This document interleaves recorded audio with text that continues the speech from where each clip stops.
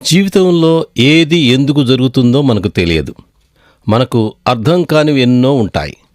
పరిస్థితుల ఎదురు దెబ్బల్ని తట్టుకోలేం. 1905 సంవత్సరం దక్షిణాఫ్రికాలోని ఒక ఖనిలో 620 గ్రాముల బరువు గల ఒక వజ్రం దొరికింది. కులినన్ అనే ఈ వజ్రం చరిత్రలోనే అతి పెద్దది. దాన్ని బహుమానంగా పొందిన ఇంగ్లాండ్ రాజు దాన్ని కోయడానికి ఆమ్స్టర్డామ్కి పంపించాడు. వజ్రాలు కోసేవాడు నిశితంగా పరిశీలించి గుర్తులు పెట్టి మొత్తం 105 ముక్కలు చేశాడు. అందులో 2 ప్రపంచంలోనే పెద్ద వజ్రాలు, 7 బ్రిటిష్ మకుటంలో పొదగబడ్డాయి.